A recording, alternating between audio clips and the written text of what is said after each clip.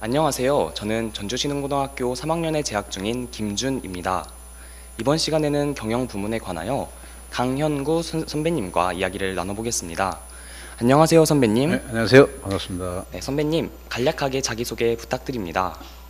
저는 78회 졸업생이고 여기 전라북도 이 지역에서 공동주택, 아파트 관련 사업을 영위하고 있습니다. 전북주택관리연구소라고 하는 그 회사를 운영하고 있습니다.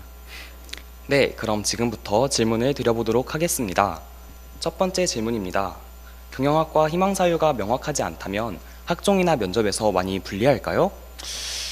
저는 그 면접관 입장에서 보면 그 해당 학과를 선택한 이유가 제일 궁금할 것 같습니다. 그 사유와 특히 경영학과를 통해서 어떤 것을 이루고자 하는지, 어떤 것에 관심이 있는지 굉장히 그게 제일 궁금할 것 같아서 저희가 볼 때는 그런 사유와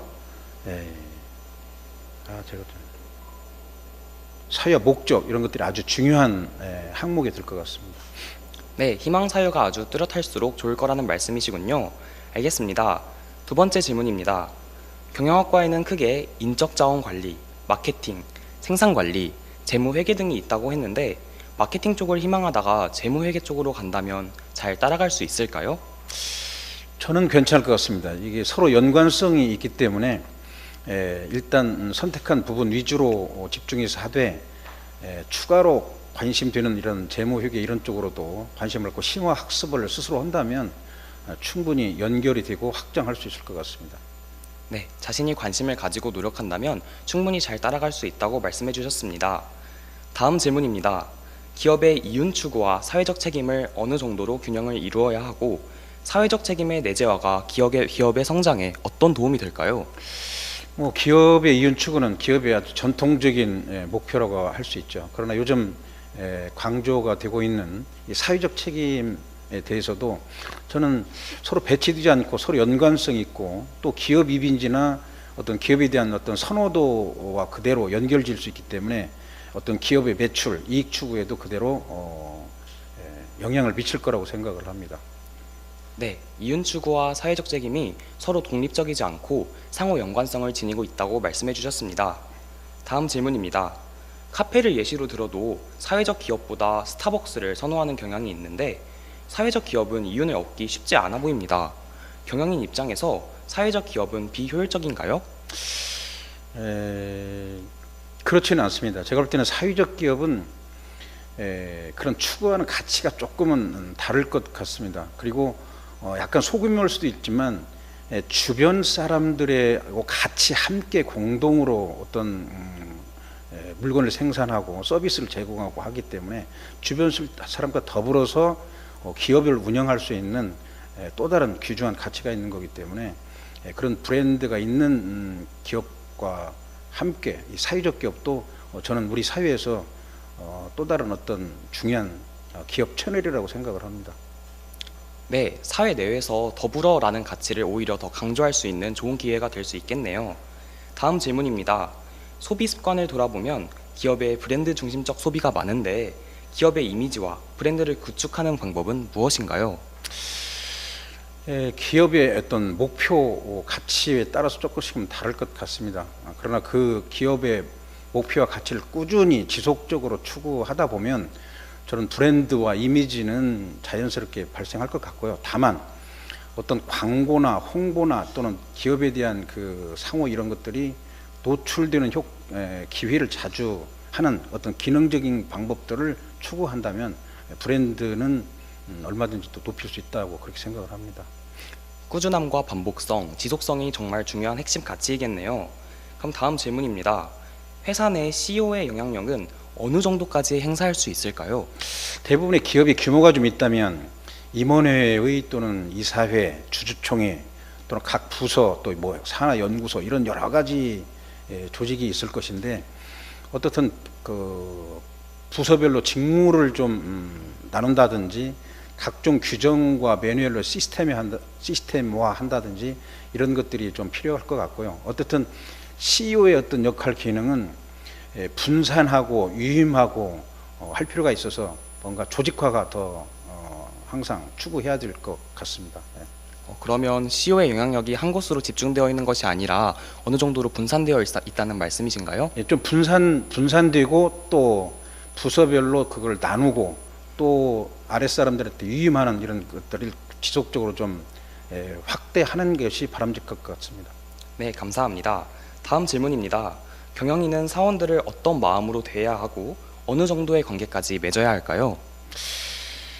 그 직원들에 대해서 어떤 능력 개발이나 참여 기회를 위해서 항상 염두에 두고 그런 것들을 강구해야 될 것 같고요.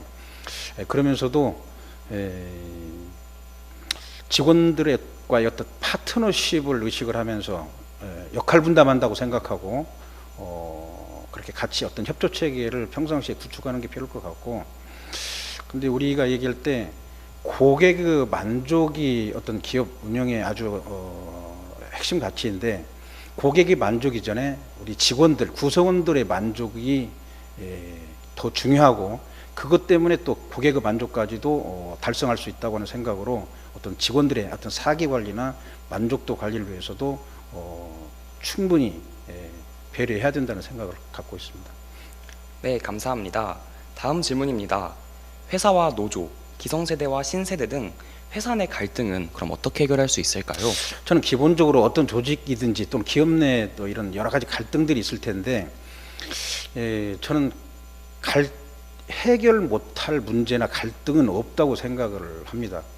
그것은 이 어떤 갈등이 표출됐을 때 어떤 서로의 어떤 한계, 능력의 한계, 기능의 한계를 좀 인정을 하다 보면 어떤 접점을 마련하기 위해서 대화가 좀 필요하겠지만, 그런 모든 문제들이 또 그런 갈등들이 어려움 없이 해소될 거라고 그렇게 생각을 하고 있습니다. 네, 그렇다면 이해와 존중이 먼저 선행되어야 하겠네요. 네, 그렇습니다. 네, 그럼 다음 질문입니다. 착하고 성실하지만 능력은 없는 직원, 이런 경우는 어떻게 해야 할까요?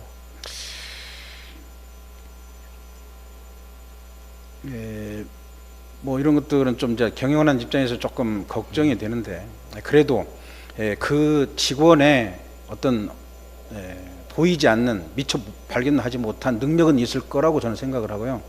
어떤 그 능력 재개발을 위해서 기회를 주고 또는 교육 파견의 기회를 주면서 두 번, 세 번 어떤 기회를 가져봐야 된다고 생각을 합니다. 네, 감사합니다. 다음 질문입니다. 최근 기업 문화에서 호칭이 변화되고 있습니다. 관료제의 단점인 연공 서열주의가 악화된다는 순기능과 직책에 따른 규정과 절차가 약화된다는 역기능이 있는데요. 본인의 견해는 어떠신지 묻고 싶습니다. 사실은 그 직급이 많이 나눠져 있으면 불편한 것도 있고 여러 가지 문제점이 있겠죠. 근데 이제 승진 기회가 또 다른 사기를 또 유발할 수 있는 그런 장점들도 있기 때문에 그런 것들은 단계적으로 한번 모색이 될 필요가 있을 것 같고요. 호칭의 변화나 직급 단계를 축소하는 것들은 좀 시도해 볼 만한 일이라고 봅니다. 좀 그때그때 필요와 또는 시대 분위기에 맞게 호칭도 좀 친근감 있는 호칭으로 좀 바꿔보고 탄력적으로 이렇게 운영해 보는 것은 저는 바람직하다고 생각을 합니다. 그렇다면 현재 진행되고 있는 사회의 변화는 그럼 다 바람직하다고 보고 계신 거네요. 네, 그렇습니다. 네, 다음 질문입니다. 코로나19 사태로 인한 비대면 기조로 인해 재택근무와 화상회의가 점차 증가할 것으로 보이는데요. 경영인으로서 이러한 흐름을 어떻게 보시고 어떤 보완점이 필요할까요?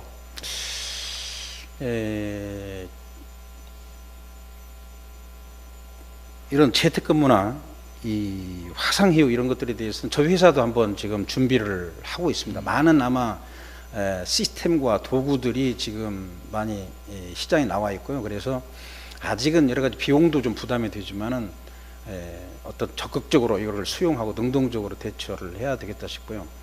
동시에 비대면에 대한 이런 대응도 중요하지만 동시에 또 대면에 대한 가치도 아직도 많이 남아 있기 때문에 대면을 전제로 한 장비나 도구, 시스템 이런 것들도 같이 갖춰가는 것도 병행할 필요도 있을 것 같습니다. 네, 지금 이 상황을 위기가 아니라 기회로 삼아서 더욱더 혁신적인 상황을 만들어갈 수 있다는 말씀이시네요. 네, 다음 질문입니다. 글로벌 시대에 국제로 나아갈 기회가 많을 것 같은데 가장 해외 진출 가능성이 큰 직종과 관련된 자격증을 추천해 주실 것이 있나요? 이런 것은 저도 좀 고민이 됩니다. 말 그대로 글로벌 시대하고 최근에 지금 코로나 사태하고 보면 여러 가지 또 서로 상충되는 것들이 많습니다. 말 그대로 그 관광산업 같은 경우는 거꾸로 글로벌 시대하고는 거꾸로 지금 아주 그 산업 자체가 붕괴되는 일시적일 수도 있겠지만 이런 면도 있지 않습니까? 그래서 서로 상충되는 부분도 있고 하는데 그래도 저는 항공 우주 산업 부분이나 에너지에 대한 이런 관련 자격증이나 공부는 앞으로 아주 유용할 것 같다는 생각이 듭니다. 네, 항공 산업과 에너지가 정말 중요한 것이겠네요. 마지막 질문입니다. 경영학과를 꿈꾸는 친구들에게 해주고 싶은 말이 있다면 한마디 부탁드립니다.